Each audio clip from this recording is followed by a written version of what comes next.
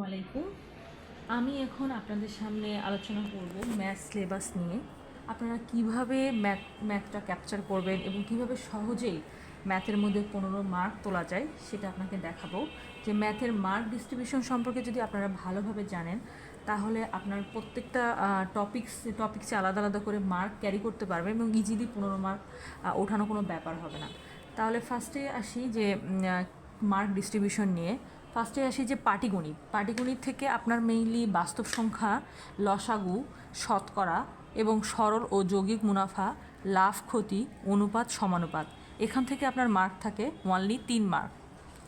এরপরে আসি হচ্ছে সেকেন্ড বীজগণিতের সূত্রাবলী, বহুপদী উৎপাদক, সরল ও দ্বিপদী সমীকরণ, সরল ও দ্বিপদী অসমতা এবং সরল সহ সমীকরণ, এখান থেকে আসে 3 মার্ক। এবং বীজগণিত আমরা জানি বীজগণিত আমাদের ছোটোবেলা থেকে মোটামুটি করা এবং বীজগণিত পাঠটা আমাদের কাছে পাটিগণিতের তুলনায় অনেকটা ইজি লাগে এবং বীজগণিত থেকে মার্ক তোলাটা অনেক ইজি।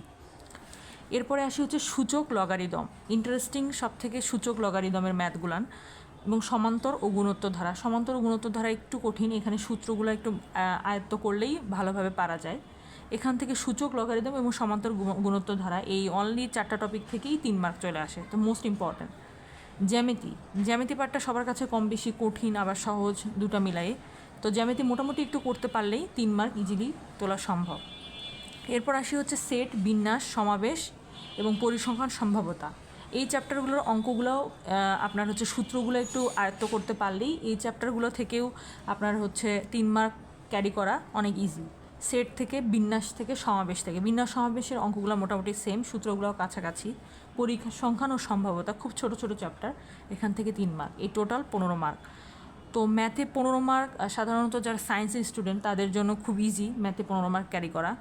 এটা একটা কম্পিটিশন, অনেক দূর আর্টসের থেকে অনেক বেশি ডিফারেন্স, বা অন্য যারা সায়েন্স ব্যাকগ্রাউন্ড না তাদের থেকে অনেক বেশি ডিফারেন্স তৈরি করে। তো প্রিলিতে পাশের জন্য ম্যাথ এবং মেন্টাল অ্যাবিলিটি অবশ্যই আপনাকে অনেক দূর এগিয়ে নিয়ে যাবে, মানে আপনাকে হেল্প করবে প্রিলিতে চান্স পাওয়ার ক্ষেত্রে। ধন্যবাদ সবাইকে।